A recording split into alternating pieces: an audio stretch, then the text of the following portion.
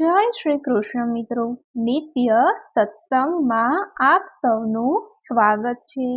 આજે આપણે માગશર માસમાં કરવામાં આવતું અન્નપૂર્ણા વ્રતનું મહાત્મ્ય તથા વ્રતની વિધિ અને કથા સાંભળીશું। જો આ માહિતી તમને પસંદ પડે તો વિડીયોને લાઈક અને શેર કરી ચેનલને સબસ્ક્રાઇબ જરૂરથી કરજો।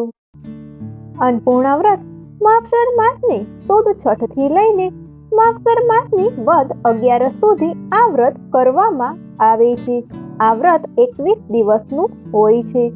જ્યારે પૃથ્વી ઉપર પાણી અને અનાજ પૂરું થવા લાગ્યું અને મનુષ્યોમાં હાહાકાર મચી ગયો, ત્યારે આ સમસ્યામાંથી મુક્તિ મેળવવા માટે બ્રહ્માજી અને નારાયણ ભગવાને શિવજીની મદદ માંગી। યોગ નિંદ્રામાંથી ઉઠીને શિવજીએ સમસ્ત સમસ્યાઓનું નિરાકરણ કરવા માતા પાર્વતી પાસે અન્નની ભિક્ષા માંગી અને જે અક્ષત એટલે કે ચોખા માતા પાર્વતીજીએ ભિક્ષામાં આપ્યા હતા તે શિવજીએ પૃથ્વી ઉપર પીડિત મનુષ્યોમાં વહેંચવા લાગ્યા। આ દિવસને અન્નપૂર્ણા જયંતી તરીકે મનાવવામાં આવે છે, જેના થકી મનુષ્યોને અન્ન પ્રતિ આદરભાવ જાગૃત થાય છે અને તે અન્નનું સંરક્ષણ કરવા માટે પ્રેરિત થાય છે। આ વ્રત 21 દિવસનું હોય છે। વ્રત કરનારે પ્રાતઃકાળે સ્નાનાદિથી પરવારી બાજોઠ પર માં અન્નપૂર્ણાનો ફોટો કે મૂર્તિ મૂકી તેમની સામે ઘીનો દીવો કરવો। ત્યારબાદ સૂતરના દોરાની 21 તેર લઈ તેની 21 ગાંઠ વાળવી અને વ્રત કરનારે જમણા હાથમાં તે દોરો બાંધવો। 5 જ્યોતિવાળી માતાજીની આરતી કરવી। 21 દિવસ એકટાણું કરવાનું હોય છે, એટલે કે એક જ ટાઈમ જમવાનું। વ્રત કરનારે વ્રતનો ભંગ ન થાય તેનું ખાસ ધ્યાન રાખવું। જો ભૂલથી કંઈ ખવાઈ ગયું હોય તો બીજા દિવસે નકોરડો ઉપવાસ કરવો। વ્રત કરતા સમયે વચ્ચે કોઈ અડચણ આવી જાય તો પણ વ્રત અધૂરું ન મૂકવું। મનથી માં અન્નપૂર્ણાને યાદ કરી તેમનું સ્મરણ કરવું। 21 દિવસ સુધી વાર્તા સાંભળ્યા પછી જ એકટાણું કરવું। વ્રત પૂર્ણ થયા પછી વ્રતનું ઉજવણું કરવામાં આવે છે। આ વ્રતનું ઉજવણું સહેલું છે। જરૂરિયાતવાળી વ્યક્તિને અન્નદાન કરવું, બાળકો તથા બ્રાહ્મણોને ભોજન કરાવવું। આ વ્રતના ઉજવણામાં અન્નદાનનું ખૂબ જ મહત્વ છે। આ વ્રતનો મહિમા અપરંપાર છે। આ વ્રતના પ્રતાપે દુઃખ દારિદ્ર્ય ટળે છે, મૂર્ખને જ્ઞાન પ્રાપ્ત થાય છે, અંધને આંખો મળે છે અને નિસંતાનને સંતાનની પ્રાપ્તિ થાય છે। મિત્રો, આ હતું અન્નપૂર્ણા વ્રતનું મહાત્મ્ય તથા વ્રતની વિધિ। હવે આપણે વ્રતની કથા સાંભળીએ। કાશી નગરીમાં જ્ઞાનદાસ નામે અતિ સાત્વિક બ્રાહ્મણ રહેતો હતો। તેની અતિ ધર્મિષ્ઠ પત્નીનું નામ ભક્તિ હતું। પતિ પત્ની બંને પ્રભુ પરાયણ હતા। બ્રાહ્મણ ઘેર ઘેર ભિક્ષા માંગતો, પણ તેના ભાગ્યમાં ભૂખમરો હોવાથી ઘણીવાર ભૂખ્યા જ સૂઈ જવું પડતું હતું, પરંતુ અન્નદેવની કૃપા ન થતી। એક દિવસ બ્રાહ્મણ તેની પત્નીને કહેવા લાગ્યો, આપણું ભાગ્ય સૂતેલું છે, તેને જગાડવા વનમાં જાઉં છું, જગાડીને જ પાછો ફરીશ। આમ કહીને બ્રાહ્મણ વનમાં ગયો। સરોવરના કાંઠે ભગવાન શિવનું જર્જરિત મંદિર જોયું। દુઃખોથી ત્રાસેલો બ્રાહ્મણ શિવના ચરણે પડી તપમાં લીન થઈ ગયો। અન્ન પાણીનો ત્યાગ કર્યો। એના રોમે રોમ શિવને પોકારવા લાગ્યા। બીજા દિવસની સાંજે સમાધિમાં ડૂબેલા બ્રાહ્મણના કાને ગેબી અવાજ સંભળાયો, અન્નપૂર્ણા, અન્નપૂર્ણા। આ અવાજને શિવજીની કૃપા જાણી જ્ઞાનદાસ ઘેર આવ્યો। પત્નીને બધી વાત કરી, પરંતુ પત્ની આ સંકેતનો અર્થ ન સમજી શકી। તેથી બ્રાહ્મણ ગામના વિદ્વાન પુરોહિત પાસે જઈને એણે વાત કરી। પુરોહિતે તેની મસ્કરી કરતા કહ્યું, હે બ્રાહ્મણ, તું ભૂખ્યા પેટે ભજન કરવા બેઠો, તેથી તને અન્નનો ભાસ થયો હશે। આ અપમાનથી બ્રાહ્મણને ઘણું ખોટું લાગ્યું।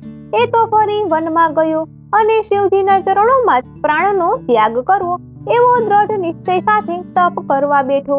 એના કઠોર તપથી પ્રસન્ન થયેલા ભગવાન ભોળાનાથે સાક્ષાત દર્શન દીધા। બ્રાહ્મણના મસ્તક પર હાથ મૂકી કહેવા લાગ્યા, હે ભક્ત, તારી ભક્તિ ઘણી ઉચ્ચ છે, તારા મનના સર્વ મનોરથ પૂર્ણ થશે, તું પૂર્વ દિશામાં જા, ત્યાં અન્નપૂર્ણાના દર્શનથી તારી સર્વ મનોકામના સફળ થશે. હવે જ્ઞાનદાસ હર્ષના અશ્રુ વહાવતો પૂર્વ દિશામાં ચાલ્યો. રસ્તામાં એક કમળોથી શોભતા સરોવર પાસે કેટલીક સ્ત્રીઓ સોળે શણગાર સજીને પૂજા કરી રહી હતી.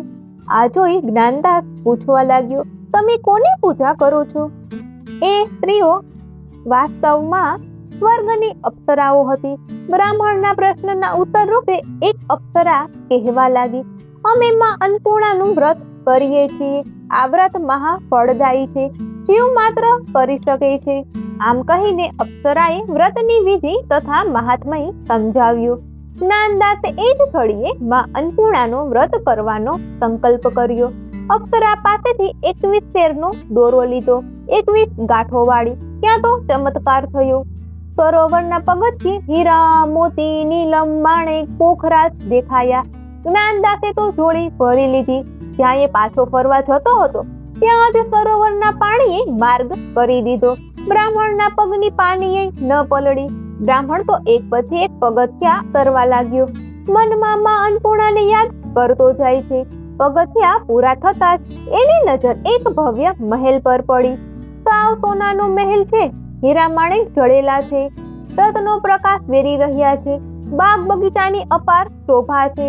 મધુરા મોર ટહુકે છે. બ્રાહ્મણ તો પગથિયા ચઢીને મહેલમાં ગયો. હેમના હિંડોળે હિંચતા માં અન્નપૂર્ણાના મંદ મંદ મલકાતા મુખના દર્શન કર્યા. હજારો સૂર્યનું તેજ ઝળહળે છે એમના મુખ પર. દેવો માની સેવા કરી રહ્યા છે. દેવાંગનાઓ માને ચમર ઢોળે છે. અપ્સરાઓ નૃત્ય કરે છે. કિન્નરો સંગીત વગાડે છે. ગંધર્વો ગાન કરે છે. આ બધું જોઈને આભો બની ગયેલો જ્ઞાનદાસ આંખો ચોળવા લાગ્યો. એમાંય જ્યારે એણે દેવોના દેવ મહાદેવને માની સામે ભિક્ષાનું પાત્ર લઈને ઉભેલા જોયા ત્યારે તો એ દોડ મૂકીને લાકડીની જેમ માના ચરણોમાં ઢળી પડ્યો. મંદ મંદ મલકાતા જગતજનની અન્નપૂર્ણા જ્ઞાનદાસને આશીર્વાદ આપી કહેવા લાગ્યા, ભક્ત તારું કલ્યાણ થાઓ, સુખ સમૃદ્ધિને પામો. હે વત્સ, સુખ સમૃદ્ધિથી છકીશ નહીં, અન્નદાન કરજે. બ્રાહ્મણ તો માના દર્શનથી અપાર હર્ષ પામતો ઘેર આવ્યો. પત્નીને બધી વાત કરી તો ભક્તિ પણ હર્ષથી નાચવા લાગી. જ્ઞાનદાસ જોડી ભરીને અમૂલ્ય રત્નો લાવ્યો હતો. એમાંથી થોડા વેચીને સુંદર હવેલી બંધાવી ગામમાં વેપાર કરવા લાગ્યો. સમૃદ્ધિ રાતે ન વધે એટલી દિવસે અને દિવસે ન વધે એટલી રાતે વધવા લાગી. પતિ પત્ની બંને સુખપૂર્વક માં અન્નપૂર્ણાનું ગુણગાન ગાવા લાગ્યા. એક દિવસ ભક્તિ કહેવા લાગી, હે નાથ, માં અન્નપૂર્ણાની દયાથી 71 પેઢી સુધી ન ખૂટે એટલી સમૃદ્ધિ મળી, પણ હજુ શેર માટીની ખોટ છે. આપણે વાંજ્યા છીએ. વાંજ્યાનું આપેલું દાન કોઈ પણ લેતું નથી. માટે તમે બીજા લગ્ન કરી સંતાન સુખ પામો. જ્ઞાનદાસને પણ પિતા બનવાની તીવ્ર ઈચ્છા હતી. તેથી તેણે પત્નીના કહેવાથી બીજા લગ્ન કર્યા. તેની બીજી પત્નીનું નામ શાંતિ હતું, પરંતુ એ મૂર્ખ, અભિમાની અને કકર્ષા હતી. બોલતી ત્યારે આગ ઝરતી. એવામાં માં અન્નપૂર્ણાનો માગસર માસ આવ્યો. જ્ઞાનદાસ અને ભક્તિએ માં અન્નપૂર્ણાનું ભાવપૂર્વક વ્રત શરૂ કર્યું. એક ટાણા કરી અન્નદાન કરવા લાગ્યા. વ્રત પૂર્ણ થવાને 3 દિવસની વાર હતી. એ વખતે મૂર્ખ શાંતિએ એક રાતે પતિના હાથે બાંધેલો માં અન્નપૂર્ણાનો દોરો છોડી નાખ્યો. વ્રતનો ભંગ થવાથી માં અન્નપૂર્ણા અતિ ક્રોધાયમાન થયા. અડધી રાત્રે જ્ઞાનદાસની હવેલીમાં આગ લાગી. જ્ઞાનદાસ તેની બંને પત્નીઓ સાથે જીવ બચાવીને ભાગ્યો, પરંતુ તેની સર્વ દોલત, ધન, સમૃદ્ધિ, માલ મિલકત સળગી ગઈ. પાપણના પલકારે એ નિર્ધન થઈ ગયો. ખાવાના સાસા પડવા લાગ્યા. ત્યારે નવી પત્ની શાંતિ પતિના દુઃખે દુઃખી થવાને બદલે પિયર ભેગી થઈ ગઈ. પરંતુ ભક્તિ પતિનો પડછાયો બનીને રહી અને પતિને કહેવા લાગી, હે નાથ, નક્કી આપણે માં અન્નપૂર્ણાના દોષમાં આવ્યા છીએ. તેથી જ આપણો વિનાશ થયો છે. માટે નકોરડા ઉપવાસ કરી માં અન્નપૂર્ણાને રીઝવો. જ્ઞાનદાસે બાકીના 3 દિવસ નકોરડા ઉપવાસ કર્યા, પણ માં અન્નપૂર્ણા પ્રસન્ન ન થયા. ત્યારે એ ફરીથી સરોવર પાસે ગયો. પ્રાણનો ત્યાગ કરવા માટે સરોવરમાં પડ્યો. પરંતુ 1000 હાથ વળી માં અન્નપૂર્ણાએ જ્ઞાનદાસને બચાવી લીધો. પ્રસન્ન થઈને કહેવા લાગ્યા, હે ભક્ત, પુત્રની પ્રાપ્તિ માટે તે ફરી લગ્ન કર્યા અને તારી નવી પત્નીએ મારા વ્રતનો ભંગ કરાવ્યો, તેથી તારો વિનાશ થયો. તે મારી પાસે સંતાનની માંગણી કરી હોત તો તારી ઈચ્છા જરૂર પૂરી થાત. જે થવાનું હતું તે થયું. તારા પાપનો દંડ તે ભોગવી લીધો છે. હવે તું ઘેર પાછો ફર. મારા આશીર્વાદથી તારી પત્ની ભક્તિ પુત્રની માતા બનશે. હર્ષના આંસુ સારતો જ્ઞાનદાસ ઘેર આવ્યો. માં અન્નપૂર્ણાની કૃપાથી તેને સર્વ સમૃદ્ધિ પાછી મળી. 9 માસ પૂર્ણ થયે ભક્તિએ દેવ જેવા દીકરાને જન્મ આપ્યો. પતિ પત્નીના આનંદનો પાર ન રહ્યો. બંનેએ આજીવન માં અન્નપૂર્ણાનું વ્રત કરવાનો સંકલ્પ કર્યો. હે માં અન્નપૂર્ણા, જેવા તમે જ્ઞાનદાસને ફળ્યા, ભક્તિને ફળ્યા, એવા વ્રત કરનાર સૌને ફળજો. જય અન્નપૂર્ણામાં. આ 3 સપ્તાહ દરમિયાન અન્નપૂર્ણા માતાજીનું સ્મરણ કરવાથી જીવનમાં તન મન ધનથી પુષ્ટિ મળે છે. શ્રીમદ આદિ શંકરાચાર્યજીએ પણ અન્નપૂર્ણા માતાજીની સુંદર સ્તુતિ કરી છે. બની શકે તો તેનો પાઠ પણ અવશ્ય કરવો. મિત્રો, આ હતી અન્નપૂર્ણા વ્રતની કથા. જો આ માહિતી તમને પસંદ પડી હોય તો વિડીયોને લાઈક અને શેર કરી ચેનલને સબસ્ક્રાઇબ જરૂરથી કરજો. જય શ્રી કૃષ્ણ.